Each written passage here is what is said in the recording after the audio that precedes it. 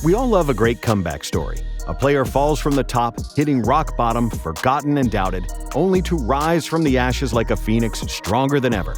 It's dramatic, inspiring, and it shows us what's possible with drive and determination. Today, we will look at the greatest comeback stories in NFL history and the players who refuse to let adversity win.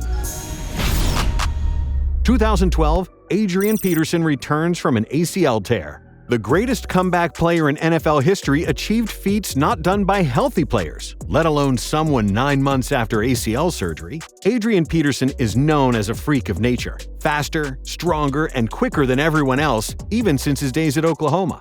He broke the single-game rushing record during his career and ran for more yards than any other since his debut.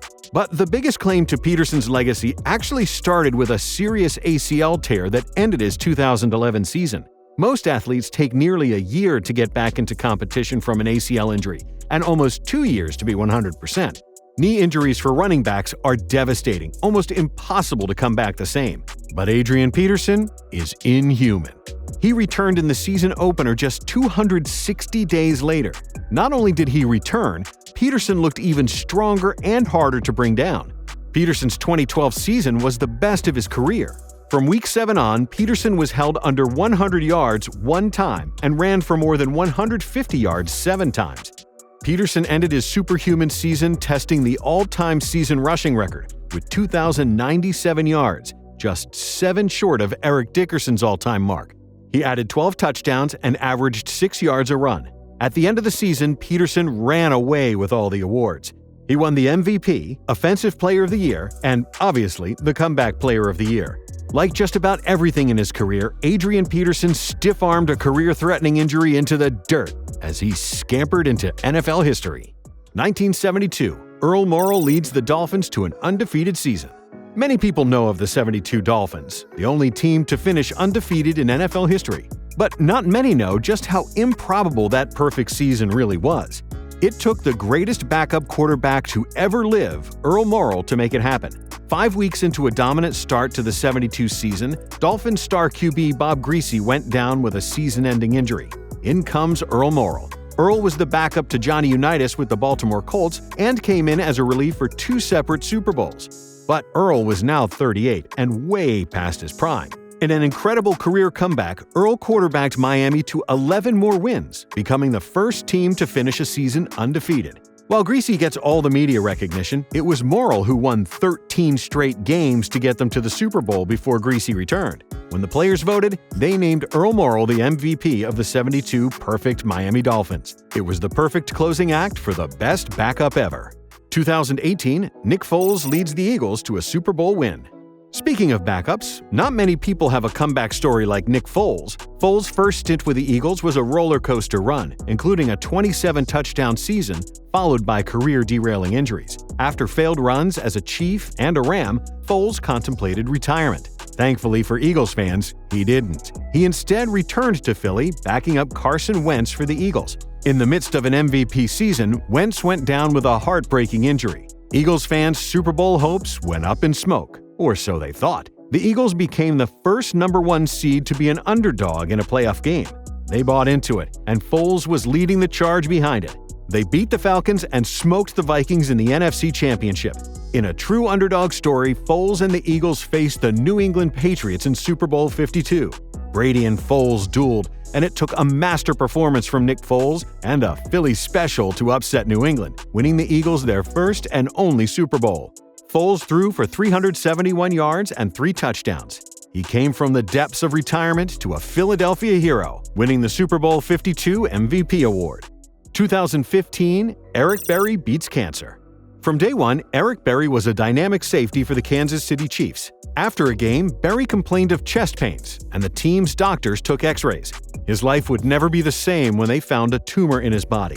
Berry was diagnosed with Hodgkin's lymphoma cancer, and they immediately began to treat it. Some days, Berry said, it was hard to even get out of bed, let alone live a regular life. Chemotherapy was attacking the cancer, but it also affects the body as well. Berry fought, still deciding to train and work out throughout chemotherapy treatments. He said after workouts he would just lie down and cry in pain. After the grueling 7-month battle with lymphoma, Berry was declared cancer-free. Eric Berry inspired us all by making his return to football just a year later. With the league and its players behind him, Eric Berry re-debuted in a preseason game with his mother beside him. The moment was emotional, but what Berry did next was just amazing. Berry had some of the best seasons of his career, as he was named to back-to-back All-Pro teams, with 6 interceptions and 2 touchdowns in the next 2 seasons. Berry conquered every obstacle in front of him, and his defeat of cancer inspired every one of us. Peyton Manning returned from a neck injury. Few people command the game like Peyton Manning. He manipulated and always kept the Colts in control. After a Super Bowl winning career with the Colts, Peyton needed emergency neck surgery, including a spinal fusion. The Manning family feared the worst, as Peyton's brother Cooper had a career end from a neck injury. After a failed first surgery, it was clear Manning was going to miss the season. He needed a second surgery. The Colts released him, and it looked like Manning would never play again. Eager to prove he still had game left, Peyton fought to play again. The Denver Broncos took a massive chance on Manning, and it was the wrong move to doubt Sheriff Peyton, who came back with Denver and lit the NFL on fire again. In his second season with Denver, he broke the single-season passing yards and touchdown mark, rewriting record books after he was told he could never play again. He then won an MVP in 2013. To cap off his miraculous comeback, in his final season, Peyton led Denver to a Super Bowl victory. After being written off, Peyton came back and became the only QB to win a Super Bowl with multiple teams. 1999. Kurt Warner leads the Rams to win a Super Bowl. In 1994, Kurt Warner was a grocery bagger. He'd been cut by the Green Bay Packers and was on the verge of giving up football altogether. By 1999, he was the signal caller for the greatest show on turf. But let's not get ahead of ourselves. Not willing to give up his dreams, Warner made the Iowa Barnstormers arena football team. There, he dominated for 2 years, earning him a spot to play in the NFL Europe League. Again, Warner showcased his talents with the Amsterdam Admirals and worked his way onto the St. Louis Rams. When Trent Green went down in preseason, Warner was given his one and only shot. Warner hit it out of the park, shining in his role as the Rams QB. With a great cast around him, Warner threw for 41 touchdowns as the Rams went 13-3. Warner went from unknown to NFL MVP in just 1 year. Warner and his crew just simply couldn't be stopped. They won one of the most dramatic Super Bowls ever, and Warner was named Super Bowl MVP after throwing for over 400 yards and multiple TDs. Kurt Warner maintained his faith, worked for his opportunity, and created one of the greatest comeback stories we've ever seen. 2010, Michael Vick returned from prison. Michael Vick was the best entertainment show on TV as an Atlanta Falcon. He left defenders dizzy behind a wake of flashy moves and had a cannon of an arm. Through the air or with his legs, Vick terrorized defenses.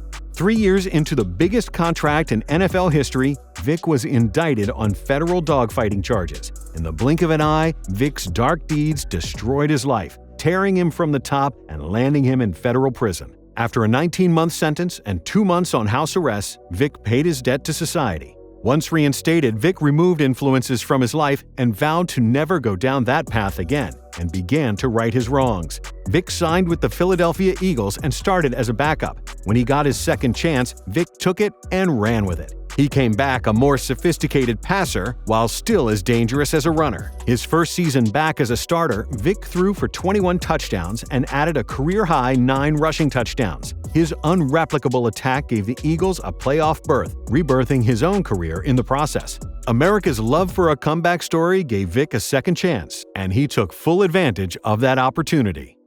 1980 and 1983, Jim Plunkett leads the Raiders to win a Super Bowl. Jim Plunkett was drafted with the first overall pick by the New England Patriots in the 1971 draft to save their franchise. After years of mediocrity, Plunkett was considered a bust, and the Pats traded him to the 49ers. Plunkett didn't fare much better there in the next few seasons, and the Niners cut Plunkett during the preseason. Nearly out of the league, Plunkett caught on as the Raiders' third-string quarterback, where he didn't play in a game for over 3 seasons. After an injury to their starter, Plunkett came in to relieve. Somehow, some way, and sometimes ugly, Jim Plunkett and the Oakland Raiders won their way into a wildcard spot. Then, behind Plunkett's calm leadership, the 1980 Raiders did the impossible. They won 3 straight playoff games, becoming the first wildcard team to play in a Super Bowl. Plunkett seemed at his best in the biggest situations, throwing 3 touchdowns and winning Super Bowl 15. Plunkett went from twice cast out to Super Bowl MVP for the Raiders. He resumed his backup job until 1983, where all he did was come off the bench for the Raiders and do it again. That's right, Plunkett returned as a starter and won a second Super Bowl over the Washington Redskins. Maybe Jim Plunkett was better suited as a backup, and we think he's okay with that. 1998, Doug Flutie leads the Bills to the playoffs. Doug Flutie is the NFL's ultimate underdog. At maybe 5'10", 180 soaking wet, Flutie was counted out time and time again.